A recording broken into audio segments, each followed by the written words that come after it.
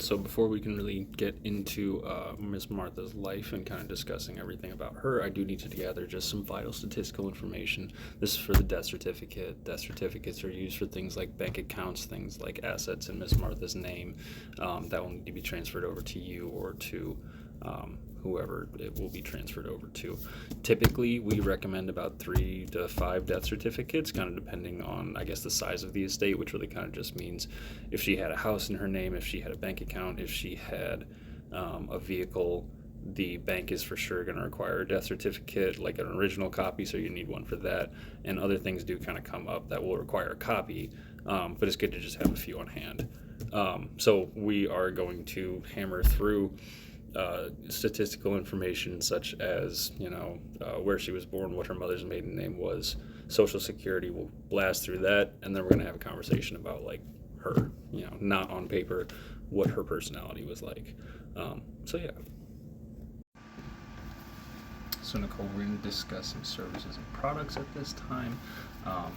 Really kind of what this means is we're going to be really deciding the method of disposition that you're going to want to decide for Miss Martha. As you know, she died in the hospital yesterday. I went and picked her up from there. She is currently here at the funeral home, just in storage currently. So kind of your options are going to be embalming, cremation, but there are a few others that we can talk about, and we kind of want to discuss. I really want to give you a general price list and kind of go over what everything kind of means on that, and kind of give you a full scope of what options you have as far as services and products go.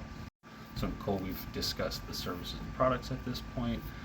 I've given you a rundown of kind of what direct burial entails, what cremation entails.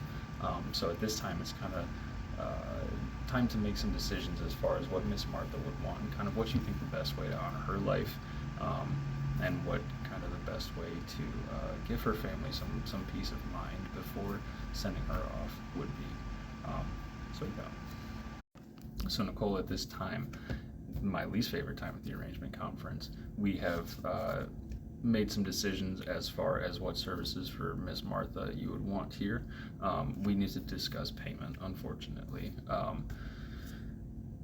Typically, on literally everybody's general price list and on everybody's kind of receipt, there is a thing that says half is due up front. Sure it is. No, it's not. No, I trust you. We're gonna kind of work with you as far as payment goes. I understand there's a lot of paperwork that needs to get done and money that needs to be moved around in order to make that happen. So we'll work with you as far as that goes. And that is kind of our time for the arrangement conference.